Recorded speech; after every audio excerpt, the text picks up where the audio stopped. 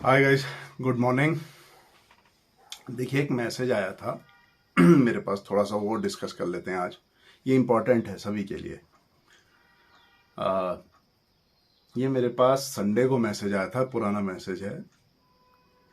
इस वक्त सुबह के 4 बजे हैं और हम एक नए दिन के साथ रेडी हैं। तो मैसेज पहले देखते हैं। प्रणाम सर, मेरा नाम डैश डैश डैश है और मैं डैश डैश डैश से हूँ, मतलब यहाँ रहती हूँ। सर, मैंने बीएससी की, फिर बीएड किया, फिर मेरी शादी हो गई। शादी के बाद एक बेबी होने के बाद मैंने पॉलिटिकल साइंस से अपना पीजी कंप्लीट कर लिया, लेकिन मैं एमएससी नहीं कर पाई क्योंकि बीएससी के बाद गैप भी हो गया था और मेरा बेटा सिर्फ 2 साल का था। मेरा बेटा जब 6 या 7 साल का था तब मैंने स्टडी दोबारा स्टार्ट की, अगेन स्टार्ट की और TT2 क्लियर किया। अभी मेरा बेटा 11 साल का है तो मैंने भी एलटी के लिए स्टडी की। मैंने लैब असिस्टेंट के एग्ज़ाम भी दिए, तो मुझे बहुत आशा थी कि कुछ अच्छा होगा, लेकिन मैं एलटी का पेपर देने के बाद बहुत निराश हो गई हूँ। मुझे आपकी वीडियो एलटी एग्ज़ाम के अगले दिन मिल गई थी। तब से मैं आपकी रोज़ वीडियो का इंतज़ार करती हूँ और आज मैं हिम्मत कर पाई कि आपको मैसेज कर पाऊँ। अब मैं क्या करूँ? आपसे हेल्प चाहिए थी। क्या मैं प्रवक्ता के लिए एलिजिबल हूँ या नहीं? प्लीज़ इस बारे में आप कोई जानकारी है तो बता दीजिए, क्योंकि मेरा बीएससी है। Please help. देखिए, ये इनकी नहीं, ये लगभग बहुत से लोगों के मन में क्वेश्चन है कि वेदर वेदर एम आई एलिजिबल और नॉट फॉर द लेक्चररशिप। देखिए, लेक्चररशिप एग्ज़ाम हो या नेट का एग्ज़ाम हो, दोनों एग्ज़ाम बहुत सीरियस कैटेगरी के एग्ज़ाम होते हैं, मतलब मामूली एग्ज़ाम नहीं है, राइट। इनमें जो बेसिक एजुकेशन की रिक्वायरमेंट होती है वो कम से कम पोस्ट ग्रेजुएशन चाहिए होती है, तो एमएससी की ज़रूरत होगी, ठीक है, एमए या एमएससी। तो पोस्ट ग्रेजुएट लोग ही तैयारी करें, और वैसे भी जब तक आप पोस्ट ग्रेजुएशन नहीं करेंगे तब तक आपकी कोई वैल्यू नहीं है। ये बात मैं बता रहा हूँ, पक्के तौर पे बता रहा हूँ। खाली ग्रेजुएट की कोई वैल्यू नहीं है। ग्रेजुएट की वैल्यू कब है? जब आप ग्रेजुएशन करने के बाद अच्छी तैयारी करते हैं, होशियार रहते हैं, ठीक है, चुस्त दिमाग रखते हैं अपना, और एग्ज़ाम में सिलेक्शन हो जाता है आपका, पढ़ाई लिखाई खूब करते हैं, मेहनत करते हैं, तो आपकी कोई कीमत बढ़ेगी। अदरवाइज पीजी करने के बाद होता क्या है कि दिमाग थोड़ा खुल जाता है। अब पीजी भी थोड़ा सही तरीके से करिए। पीजी ऐसे नहीं कि गाइड पढ़ के पास हो गए, एग्ज़ाम के 4 दिन पहले पढ़ाई करिए और पास हो गए। नहीं, पीजी को थोड़ा सीरियसली लेके पढ़ाई करा करिए। तो पीजी करने वालों के साथ थोड़ा सा ये फ़ायदा रहता है कि उनका दिमाग का जो स्तर होता है वो खुल जाता है, पोस्ट ग्रेजुएट का, जो ग्रेजुएशन वाले के पास नहीं होता। देखिए, ग्रेजुएशन में जब कोई बच्चा कॉलेज में जाता है, कोई भी 12th पास, तो उसका 50% तो टाइम जो बीतता है वो मस्ती में बीतता है, क्योंकि कॉलेज की लाइफ पहली बार देख रहा होता है। And rest of the 50% time वो थोड़ा सा वहाँ कॉलेज पॉलिटिक्स में इन्वॉल्व हो जाता है और बाकी चीज़ों में इन्वॉल्व हो जाता है, उसी के अंदर पढ़ाई भी है। तो अगर आपका 70 to 80% टाइम पढ़ाई को मिल पा रहा है या मिल रहा है, तब तो कहेंगे कि आप ग्रेजुएट, एक अच्छे लेवल के ग्रेजुएट हैं। अदरवाइज वो ग्रेजुएशन का भी कोई फ़ायदा नहीं होता। तो ग्रेजुएशन तो अपनी जगह स्टैंड करती है, बट पीजी अगर आप लोग कर लेंगे तो आपको बहुत फ़ायदा होगा। अब ये इन्हीं की कहानी नहीं है, ऐसे मेरे पास बहुत सारे मैसेज आते हैं कि मैं क्या करूं। तो हम तो उनसे कहते हैं कि आप तैयारी करो, तैयारी करो, बिना तैयारी के कुछ नहीं होगा। आप लोग अगर हवा में रह गए ना तो ज़िंदगी हवा बन के निकल जाएगी। ये बात मैं पक्के तौर पे बता रहा हूँ, क्योंकि दूसरे लोग ना बहुत अच्छी तरह पढ़ रहे हैं, बहुत अच्छे से पढ़ रहे हैं। हमारे ही जो बैच चल रहे हैं उन्हीं में मैंने देख लिया है बच्चे कितने सीरियस हैं, राइट। तो मतलब ये एक शहर की बात बता रहा हूँ, ऐसे ही हर शहर में, हर कोचिंग सेंटर में बच्चे पढ़ रहे होंगे, छात्र जो हैं वो तैयारी कर रहे होंगे। और एक ही स्टेट में नहीं, दूसरे स्टेट जो अगल बगल के हमारे स्टेट्स होते हैं, जैसे उत्तर प्रदेश है, जो मिलते हुए स्टेट्स हैं, तो यहाँ के लोग भी उत्तराखंड के लिए ट्राई करते हैं। सभी को उत्तराखंड में आना है, पहाड़ों में सभी को बसना है। दिमाग में ही ये बैठा लिया है कि पहाड़ों में जीवन बहुत अच्छा है। पहाड़ों में जीवन तब अच्छा है जब आपके हाथ में एक सरकारी नौकरी हो, ठीक है, या आपके पिताजी का यहाँ कोई व्यापार हो बड़ा अच्छा सा। अदरवाइज पहाड़ में संघर्ष इतना ज़्यादा है और पैसा बिल्कुल भी नहीं है। तो यहाँ के लोगों से पूछिए पहाड़ में कि जीवन कैसा होता है। प्लेन्स जो होते हैं वहाँ पर जो जीवन होता है कंपैरेटिवली थोड़ा सा आसान मुझे लगता है, क्योंकि वहाँ रोज़गार के बहुत ज़्यादा साधन होते हैं। एक काम नहीं किया तो दूसरा मिल जाएगा, दूसरा नहीं किया तो तीसरा मिल जाएगा। पहाड़ों में रोज़गार के बहुत ज़्यादा साधन नहीं होते हैं। तो अगर आपकी यहाँ सरकारी नौकरी लगती है, सरकारी नौकरी वो भी एक रिस्पेक्टेबल जॉब लगती है, तो पहाड़ों में पहाड़ों से बेहतर जीवन आपका कहीं नहीं मिलेगा। आपको मज़ा आ जाएगा, आपको ज़िंदगी मतलब ऐसी लगी स्वर्ग यहीं आपको लगेगा। और बहुत से लोग ऐसे हैं जिनको मैं जानता हूँ, टीचर्स हैं, गवर्नमेंट टीचर्स हैं, जिनकी जॉब लगी है यहाँ, दूर दराज के इलाकों में लगी है, लेकिन वहाँ वो बहुत खुश हैं, बहुत ज़्यादा। क्योंकि देखिए बेसिक नीड्स तो अब हर जगह पूरी हो जाती हैं, ठीक है।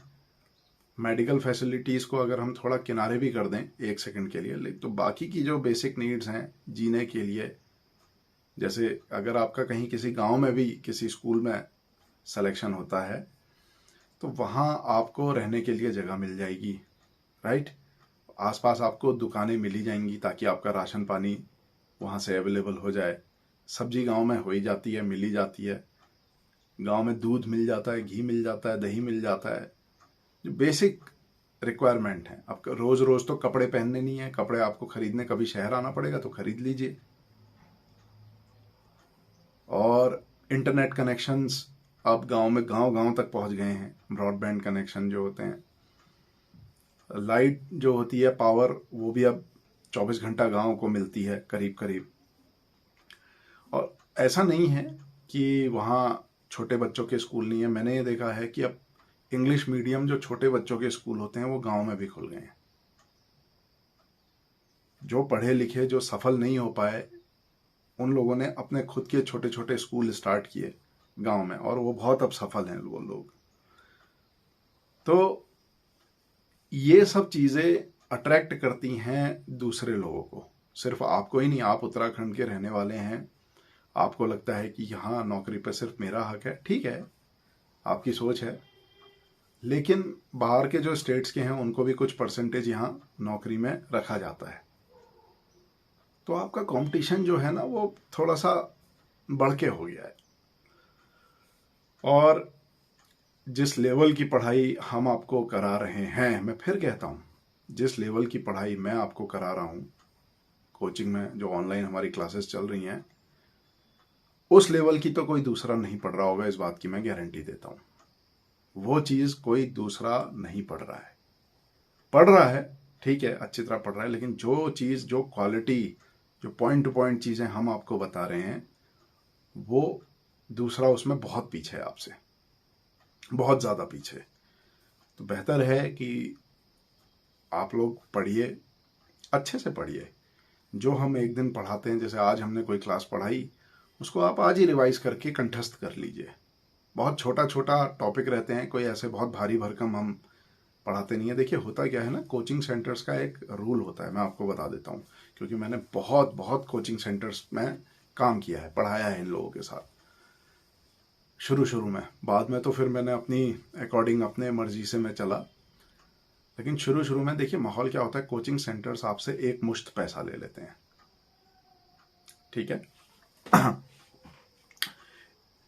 फीस का एक मुश्त पैसा ले लेते हैं। अब एक मुश्त पैसा लेने के बाद कोचिंग सेंटर्स को आपको टरकाना होता है कि जो सिलेबस आपका 1 साल का है उसको 6 महीने में कंप्लीट करके दे दो, और जो 6 महीने का सिलेबस है उसको 3 महीने में कंप्लीट करके दे दो, क्योंकि पैसा तो उनके पास आ ही गया है, ठीक है। तो अगर वो साल भर का सिलेबस 6 महीने में 3 महीने में कंप्लीट करके दे रहे हैं तो उनके पास ना एक्स्ट्रा टाइम बच जाता है ताकि दूसरे बैच को वो पढ़ा सकें। मैंने इस ट्रेंड को तोड़ा अपनी कोचिंग में। हमने इस ट्रेंड को कैसे तोड़ा? सबसे पहले हमने ये किया कि हम फीस जो होगी मंथली लेंगे, ताकि आप लोग ना बंधे हुए फील ना करें कि अब तो हम यहाँ फंस गए हैं, अब क्या करें, अब हमारे पैसे फंस गए हैं। तो ये बहुत बड़ा बर्डन आ जाता है। बुरी से बुरी कोचिंग में भी फंस जाते हैं बच्चे और फिर वापस पैसा नहीं मांग पाते और साल भर अपना बर्बाद करते हैं क्योंकि उनको क्वालिटी एजुकेशन मिल नहीं पाती है। तो हमने सबसे पहले देखिए ये समस्या को समझा और उस पर काम किया। तो मैंने इसको मंथली फीस कर दी कि मंथली हम लेंगे आपसे, जो भी आपकी फीस रहेगी वो हम मंथली लेंगे, ताकि आपको मान लो ऐसा लगे कि सर अच्छा नहीं पढ़ा रहे हैं और मेरी समझ में नहीं आ रहा, तो आप तुरंत छोड़ दो। आप छोड़ोगे, दूसरे को हम बैठाएंगे जो दूसरा, क्योंकि हमारे पास ना देखिए थोड़ा सा सीट्स की ऑनलाइन पढ़ाने में ये दिक्कत हो जाती है ना, हैंग होने लग जाता है जब हम पढ़ाते हैं तो उसमें लिमिटेड स्टूडेंट्स को जोड़ना पड़ता है। तो एक जाता है, दूसरा आ जाता है, दूसरा जाता है, तीसरा आ जाता है, तो ये कंटिन्यूसली चलता रहता है। और वैसे भी मैं बहुत ज़्यादा पढ़ाने के उसमें फेवर में नहीं रहता कि मैं 500 बच्चों की क्लास एक बार में पढ़ा लूँ, 400 बच्चों की। एक रिस्पेक्टेबल बैच में बच्चे हो जाएं, स्टूडेंट हो जाएं, और हम पूरा फोकस सिर्फ उन्हीं कुछ लोगों पे करें तो उसका रिजल्ट बहुत अच्छा आता है। तो पहली चीज़ तो हमने ये फीस वाली प्रॉब्लम सॉल्व करी। और बहुत से लोग को ये शिकायत है कि फ़ीस ज़्यादा है।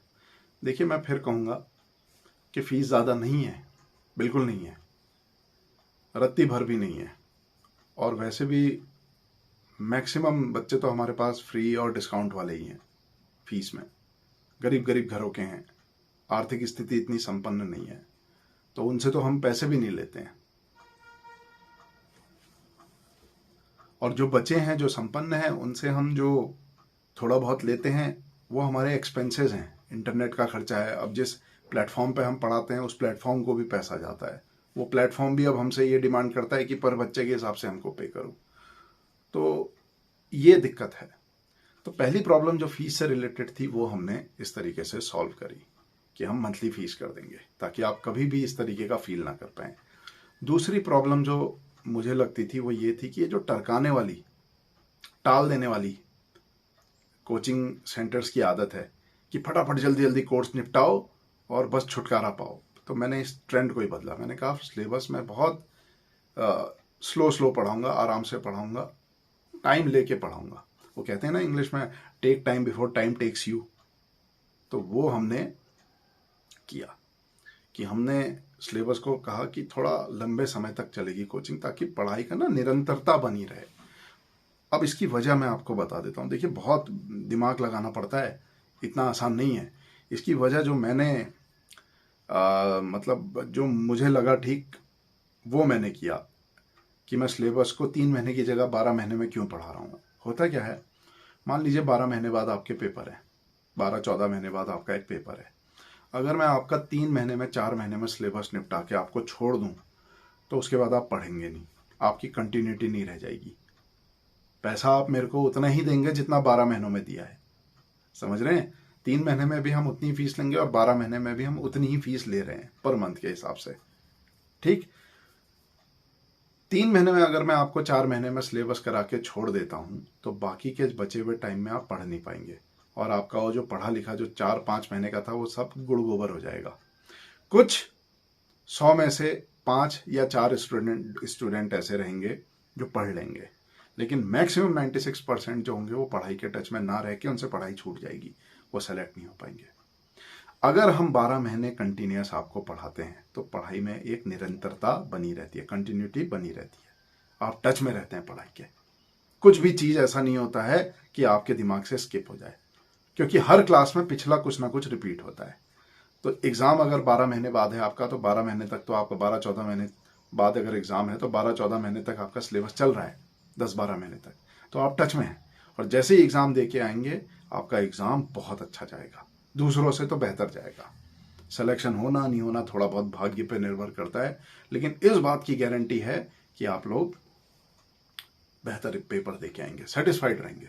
जब आप एग्ज़ाम सेंटर से बाहर निकलेंगे ना, तो आपके चेहरे पे थोड़ी खुशी होगी, मायूसी नहीं होगी, जैसे इस बार एलटी के पेपर में थी। एलटी के पेपर में तो आयोग ने ठगा है इस बार सबको, लेकिन अब इनकी ये ठगने की जो कला है ये अब हम लोग समझ चुके हैं ना।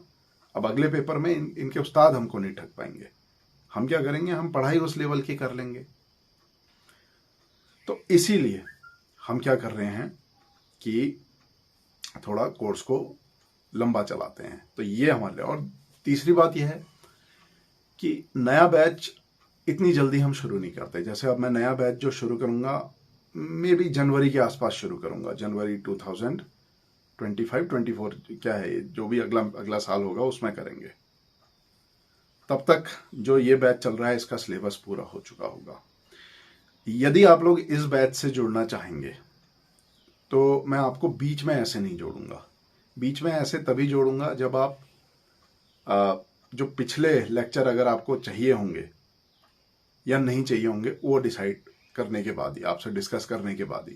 क्योंकि जो रिकॉर्डिंग्स हमारे पास अवेलेबल हैं, जो हम पढ़ाते हैं, लेक्चर लेते हैं, वो रिकॉर्ड होती हैं, और वो पुराने लेक्चर्स जो हैं वो रिकॉर्डिंग्स के रूप में आपको अवेलेबल हो जाते हैं। तो ऐसा नहीं होगा कि एक बच्चे ने 4 महीने की फीस पे करी है तब जाके उसने 40 रिकॉर्डिंग देखी है, और दूसरा बच्चा आ रहा है 1 महीने में एडमिशन ले रहा है और 1 महीने में वो 40 रिकॉर्डिंग देख ले रहा है। तो ये अन्याय तो मैं नहीं करूँगा। थोड़ा तर्क संगत बातें होंगी, न्याय संगत बातें होंगी, राइट। तो ये बात को भी आप लोग ध्यान में रखिए। जैसे मेरे पास ना अभी नहीं भी हो तो 50 या 60 स्टूडेंट्स ऐसे हैं जिनको मैंने होल्ड पे रखा हुआ है। वो डिसाइड ही नहीं कर पा रहे हैं कि क्या करना है उनको। तो जो इतने ढुलमुल हैं फैसले लेने में, तो ये थोड़ा इनके साथ दिक्कत रहेगी। फैसले लेने में झटपट होना चाहिए इंसान ने, इतनी मैच्योरिटी आप में होनी चाहिए। अब वो ढुलमुल किस लिए हैं कि ये बैच ज्वाइन करें या नया बैच ज्वाइन करें, ये बैच ज्वाइन करें या नया बैच ज्वाइन करें। अब वो आपके ऊपर निर्भर है। आप अपनी सामर्थ्य अनुसार, अपनी आर्थिक स्थिति अनुसार डिसाइड करिए, ठीक है। पर अगर आर्थिक स्थिति आपकी कमज़ोर है, परेशानी है, तो मैं किस लिए बैठा हूँ। मैंने आपको फ्रॉम द डे 1 यही बोला है ना कि आप लोग घबराइए मत, चिंता मत करिए। प्रॉब्लम हमारे साथ ये है कि हमारी जो फ्री सीट्स हैं, जो डिस्काउंट वाली सीट्स हैं, वो लगभग सारी फिल हो चुकी हैं। कोई बच्चा क्यों मौका छोड़ेगा पढ़ाई का, एक बात बताइए। आप लोग हाथ पे हाथ धरे बैठे रहेंगे, बाद में मेरे को मैसेज भेजेंगे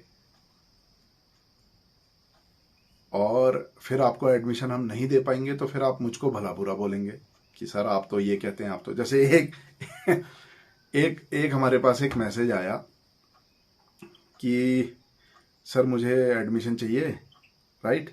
देखते हैं एक मिनट। एक मैसेज आया कि अब ढूंढना पड़ेगा, देर हो जाएगी, तो मेरे को याद है वो कुछ मैं आपको बता देता हूँ कि मुझे एडमिशन चाहिए, आपका फी स्ट्रक्चर क्या होगा। तो हमने जब उनको फी स्ट्रक्चर लिख के भेजा तो बोलते हैं बाप रे ये तो बहुत महंगा है, इतने में तो हम 5 कोचिंग कर लेंगे, 5 जगह से कोचिंग कर लेंगे, उनके शब्द थे। तो मैंने उनको लिख के भेजा कि ठीक है, वेरी गुड, आप 5 कोचिंग करिए, ये तो और अच्छा है, ये तो और बेहतर है। 5 जगहों से करिए, 5 अलग अलग टीचर से पढ़िए। तो फिर पता नहीं उनके मन में क्या आया, उन्होंने फिर पलट के हमको जवाब दे दिया कि आप एक चालाक बिजनेसमैन हैं, जैसे जियो जो कंपनी है वो फ्री में शुरू में देती है, आप भी वही कर रहे हैं। अब ये फ्री क्लासेस तो हम काफ़ी टाइम से चला रहे हैं, ये कोई नई बात नहीं है, ये तो चलती रहेंगी। और जहाँ तक बात रही चालाक बिजनेसमैन की, अब ये चालाकी कैसी रही इसमें मेरी ये समझ में नहीं आया। आपकी आर्थिक स्थिति अगर ठीक नहीं है तो हमने वो फीस की जो लिस्ट आपको भेजते हैं उसमें हमने आपको 3-4 ऑप्शन दिए हैं कि नए बच्चों की फीस ये होगी, पुराने बच्चों की फीस ये होगी, जिनकी आर्थिक हालात कमज़ोर हैं उनकी फीस ये होगी, और जिन जो बिल्कुल ही इस लायक भी नहीं है उनकी हम फ्री करेंगे। हमने उसको एक लिस्ट बना के भेजी हुई है। तो आप अपने सामर्थ्य अनुसार वो कैटेगरी चुन के अगर मुझे लिख के भेज देते कि सर मेरी आर्थिक स्थिति अभी ये है और मैं इस लेवल पे, इस कैटेगरी में कैपेबल हूँ, तो वो ज़्यादा अच्छी बात नहीं होती, बजाय इसके कि आप मुझे ऐसी नेगेटिव बातें लिख के भेज रहे हैं। कोई बात नहीं है, नेगेटिव ऐसे तो कई लोग लिख के भेजेंगे, क्या फ़र्क पड़ता है। पर अब आप जब इस तरीके की नेगेटिव बातें लिख के भेजते हैं तो उससे क्या होता है ना, फिर हमारे बीच में कनेक्शन टूट जाता है। आप खुद ही शर्मा जाते हैं कि मैंने ऐसा क्यों बोल दिया, आगे के रास्ते बंद हो जाते हैं। अब आपको कोचिंग तो करनी है, कहीं ना कहीं से तो करनी है ना। अब हम आपको, देखिए बाकी कोचिंग पढ़ाते होंगे, बहुत अच्छा पढ़ाते होंगे, लेकिन मैं भी किसी से कम नहीं हूँ, ये बात याद रख लीजिए। आप सब्जेक्ट वाइज अगर हमको तोल दीजिए किसी में, तो हमारा पलड़ा भारी मिलेगा आपको। मैं आपको बिल्कुल ये बात स्टैम्प पेपर में लिख के दे देता हूँ। इतने सालों की जो हमारी तपस्या है वो वेस्ट तो नहीं होगी। तो हम बहुत बहुत बेहतर जो कुछ कोचिंग्स होंगी उनमें से हम भी एक हैं, हमारा भी एक जगह है। और पूरे इंडिया लेवल पे बता रहा हूँ मैं, पैन इंडिया लेवल पे अभी, क्योंकि मेरी अप्रोच इतनी जगह ये हो नहीं पाई है, ऑनलाइन अभी हम उतने फैल नहीं पा रहे हैं। फिर भी मध्य प्रदेश हो गया, जैसे दिल्ली हो गया और हिमाचल प्रदेश हो गया, अलग अलग जगह से हमको मैसेज आते हैं जो ये वीडियो देखते हैं यूट्यूब में। पर अभी थोड़ा फैले नहीं है हम, समय नहीं लगेगा उसमें, बच्चे आ ही जाएंगे पढ़ने। नुकसान किसका होगा? मेरा थोड़ा ना होगा नुकसान, आप ही का होगा। अगर आप इस तरीके के शब्दों का चुनाव करके हमको मैसेज भेजेंगे, गंदे शब्दों का, तो फिर आगे हम कैसे आपसे बात कर पाएंगे, वो समझाइए। चलिए हम तो फिर भी थोड़ा बड़ा दिल रखेंगे, क्योंकि एक आप ही थोड़ा है जो ऐसी बातें लिख रहे हैं। ऐसे तो कई लिखते हुए आ रहे हैं, कई लोग हमको लिख चुके हैं। जब पहली बार मैंने ये सब पढ़ा था तब मुझे बुरा लगा था। अब तो मुझे ऐसा लगता है कि थोड़ी अज्ञानता है, थोड़ी नॉलेज कम है दुनियादारी की, थोड़े प्रूडेंट आप कम हैं, इस वजह से आप ऐसी नादानी में बात कर बैठे, राइट। तो पढ़ाना इज नॉट लाइक अ बनिया की दुकान जहां मोल भाव करें आप कि ये कर लो वो कर लो। नहीं नहीं नहीं, हमने आपको 5 कैटेगरी दी हैं, आप अपने सामर्थ्य अनुसार हमको बता दीजिए, इस बैच में जगह होगी तो इस बैच में आपको जगह दे देंगे, वरना नया बैच बनते ही पहली प्रायोरिटी आपको दे देंगे। उसमें प्रॉब्लम क्या है? तो इस तरीके के मैसेज भेजने से थोड़ा सा आप अपने आप को रोकें। जब भी आप कुछ टाइप कर रहे होते हैं ना, तो टाइप सेंड करने से पहले एक बार उसको पढ़ें ज़रूर, कि जब मैं ये लिख के भेजूंगा इससे भविष्य में मेरे साथ क्या होगा, क्या फिर वो रिश्ते दोबारा रह पाएंगे या नहीं रह पाएंगे। अब चालाक बिजनेसमैन बोल रहे हैं, कोई बात नहीं, चालाक बिजनेसमैन ही सही। चलिए, चालाकी हमारी आपके लिए है, आपको कहीं सिलेक्शन हो जाए आपका हमारी चालाकी की वजह से, जो बेचारे हमसे पढ़ रहे हैं इस चालाकी की वजह से अगर उनको फायदा हो जाए, कहीं उनकी नौकरी लग जाए, सरकारी नौकरी लग जाए, उनकी पीढ़ियों में अंतर आ जाएगा। ये एक जनरेशन की बात नहीं कर रहा हूँ, आने वाली 6-7 पीढ़ियों तक अंतर आ जाएगा, क्योंकि फिर आप एक लेवल से ऊपर उठेंगे। आपका प्राइमरी फोकस रहेगा अपने बच्चों को एजुकेशन अच्छी देना, फिर उनका प्राइमरी फोकस रहेगा कि वो उनके बच्चों को एजुकेशन अच्छी देंगे। तो ये निरंतरता पीढ़ियां दर पीढ़ियां चलती है, इसीलिए एक पीढ़ी को तपस्या करनी बहुत ज़रूरी है। और वहाँ पर आप अगर बहुत सारी कंडीशंस लगाएंगे, मोल भाव करेंगे ज़िंदगी के साथ, तो ज़िंदगी भी फिर आपके साथ मोल भाव करेगी, ठीक है। अब आप मुझसे फ्री क्लासेस की उम्मीद चाह रहे हैं, मैं पढ़ा दूंगा, मैं तो पढ़ाता ही हूँ, बहुत से लोग को पढ़ा रहा हूँ, लेकिन आप थोड़ा सा इंट्रोस्पेक्ट ये करिए कि 20,000 रुपये का मोबाइल फ़ोन आप हाथ में लेके वो क्लासेस पढ़ रहे हैं, 20,000 रुपये का, ठीक है, 20-25,000 रुपये का फ़ोन लेके आप, और आप मुझसे डिस्काउंट की उम्मीद मांग रहे हैं, तो वो उस बच्चे के साथ अन्याय है जो आपकी तरह सक्षम नहीं है। बहुत से ऐसे हमारे पास स्टूडेंट हैं जिनको स्कूल के बाद मोबाइल फ़ोन मिले थे, वो फ़ोन उनके आज भी चल रहे हैं, वो टैब वगैरह मिले थे, उनसे वो लोग पढ़ते हैं। एक स्टूडेंट हमारा ऐसा है जिसके पास रिचार्ज कराने के पैसे नहीं होते, उसको हम रिचार्ज करा के देते हैं ताकि वो पढ़ ले। तो ऐसा मैं इसलिए कर रहा हूँ क्योंकि मुझे ऐसा लगता है कि अगर 1,000 लोगों में से मुझे देख के एक ने भी ये काम भविष्य में किया तो समाज का बहुत भला होगा। उसको देख के और 10 लोग इंस्पायर होंगे, अच्छा बनने की कोशिश करनी चाहिए, निरंतर करनी चाहिए, करते रहिए तब तक जब तक आप अच्छे बन ना जाएं। आज की डेट में मुझे ऐसा लगता है, मुझे सेटिस्फैक्शन है इस बात का कि हाँ चलो मैं किसी के काम आ रहा। तो शब्दों का चुनाव थोड़ा अच्छा करिए, बस मेरी आपसे हम्बल रिक्वेस्ट है। और जहाँ तक बात रही कोचिंग की, तो कोचिंग ज्वाइन करिए, आपका स्वागत है। आप ये जो मैसेज आपने मुझे भेजा था, इससे घबराइए मत, कोई फ़र्क नहीं पड़ता, राइट। फिर से हम फिर से दोस्ती करेंगे और फिर से हम आपके लिए सोचेंगे ताकि आपको पढ़ने का मौका मिले, क्लास पढ़ने का मौका मिले, राइट। मुझे मालूम तो है कि आप भी ये वीडियो देख ही रहे होंगे, क्योंकि यही वीडियो देख के आपने मैसेज मुझे भेजा होगा। तो बुरा, यहाँ पर ये बुरा जो है, जो चल रहा है, ये सब मत करिए और इसको यहीं पर ख़त्म करिए, एक अच्छी शुरुआत करिए। और अभी मेरा देखिए जनवरी में नया बैच बन जाएगा, मुझे उम्मीद है, काफ़ी उम्मीद है कि जनवरी तक एक नया बैच मैं बना लूँगा। उस बैच में आपको जगह दे दूंगा, मैं पक्का दूंगा, आप पढ़िए उसमें। अगर आपकी आर्थिक स्थिति सही नहीं है या डिस्काउंट आपको चाहिए फीस में, तो हम देंगे आपको उसमें, लेकिन तब तक आपको थोड़ा सा धैर्य रखना होगा। इसी बैच में अगर आपको पढ़ाई करनी है तो इस बैच के जो नियम हैं वो आपको फॉलो करने पड़ेंगे, बस इतनी सी तो बात है। अब उसमें इतनी बहस में हम उलझ जाएंगे तो फिर कैसे चलेगा। और आप लोग पढ़िए, देखिए, बहुत अच्छा लग रहा है। टेस्ट में बहुत अच्छा स्कोर होने लग गया है कुछ बच्चों का, तो बस 78%, 70%, 75% के ऊपर अगर आप लोग हमारे टेस्ट में स्कोर कर जा रहे हैं, ठीक है, तो इट मीन्स अ लॉट, बहुत अच्छा है ये। मैं कह रहा हूँ ना, 40-50% से ऊपर जो भी लोग स्कोर कर रहे हैं वो बहुत अच्छा पढ़ रहे हैं, बहुत अच्छा, ठीक है। एक स्टूडेंट का हमारे पास मैसेज आया कि उसको कुछ भी समझ में नहीं आ रहा है, और उसी स्टूडेंट ने 50% से ऊपर स्कोर करा। उसको पढ़ाई ऐसी भारी लग रही थी, लेकिन धीरे धीरे जब उसको क्लास देखी उसने, उसको बड़ा मज़ा आया। और उसने जब टेस्ट दिया, दूसरा वाला टेस्ट, दो या तीन टेस्ट हो चुके हैं, तीसरा टेस्ट जो दिया, उसमें उसने 50% से ऊपर स्कोर किया। तो देखिए, मजबूत तो धीरे धीरे बनता है ना आदमी, रातों रात कोई नहीं बनता। मुझे याद है कि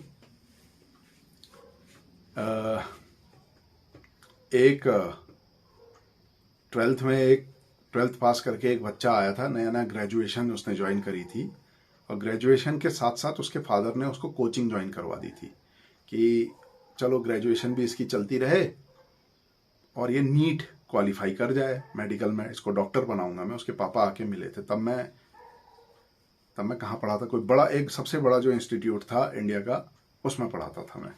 तो वो मुझसे मिले थे, तो वो बता रहे थे 12th में बिल्कुल भी अच्छा नहीं है, इसको कुछ भी नहीं आता है, ये बहुत कम मार्क्स से पास हुआ। पर जब उसने देखिए कोचिंग ज्वाइन करी, उसमें इतना बदलाव आया कि उसने केमिस्ट्री का, मुझे याद है जो केमिस्ट्री का टेस्ट हुआ था उसमें उसने टॉप किया था। कितने मार्क्स आए थे, 20 मार्क्स का एक टेस्ट हुआ था, छोटा सा टेस्ट था, उसमें से उसके 13 मार्क्स आए थे, मुझे नंबर भी याद है, और 13 में उसने टॉप किया था। तो बाकियों के कितने आए होंगे आप सोचिए, 5-6, ये नेगेटिव मार्किंग इंक्लूड करके बता रहा हूं मैं आपको, ठीक है। तो धीरे धीरे बनता है ना आदमी, तो आप लोग भी बनेंगे, बढ़िया बनेंगे। बस थोड़ा try to be a good person first, अच्छा इंसान बनिए, अच्छा बनेंगे, सब अच्छा होते चला जाएगा। एक पॉइंट के साथ दूसरे पॉइंट जुड़ा हुआ होता है, ऑल थिंग्स आर कनेक्टेड। हर चीज बिल्कुल कड़ी की तरह, चेन में जो कड़ियां होती हैं उनकी तरह जुड़ी हुई हैं, राइट है। आपके जो मुंह से शब्द निकल रहे हैं, इससे आपका भविष्य जुड़ा हुआ है। तो और हर चीज कहीं ना कहीं लिंक्ड है, और वो लिंकेज जो है ना, वो हमारे कर्म जो होते हैं, हमारी सोच जो होती है, ये जो भविष्य है हमारा, ये सब इस पे निर्भर करता है। तो आप लोग बहुत अच्छा रहिए, खुश रहिए, बिल्कुल मस्त। पढ़ाई की तो टेंशन मत लीजिए, क्योंकि आप बहुत अच्छा पढ़ रहे हैं, ये मैं बिल्कुल गारंटी के साथ बोल रहा हूँ, अगर पढ़ रहे हैं तो। और अगर आप नहीं पढ़ रहे हैं और फालतू में आपका इधर उधर दिमाग चल रहा है, तो उसको साधिए, दिमाग को कंट्रोल करिए। चलिए, इन्हीं बातों के साथ ये व्लॉग को आज रोकते हैं, और अगला व्लॉग हम किस टॉपिक पे बनाएं आप लोग हमें बता सकते हैं। व्हाट्सएप में आप बता दीजिए, अगर आपकी कोई प्रॉब्लम है तो हम नेक्स्ट वीडियो उस पर बनाएंगे। मीनवाइल हमारा जो फ़ोन नंबर है वो है 6396007220। ठीक है, तो हम साइंस की कोचिंग कराते हैं, बायोलॉजी एंड केमिस्ट्री की, for lecturer, for net, for LT examination, for Indian forest services examination and many other examination including the PSC, UK SSC, UK SSSC। तो यहाँ जितने भी हमारे कॉम्पिटिटिव एग्जाम्स हैं इनके लिए हम आपका सब्जेक्ट बहुत मजबूत बनवाते हैं।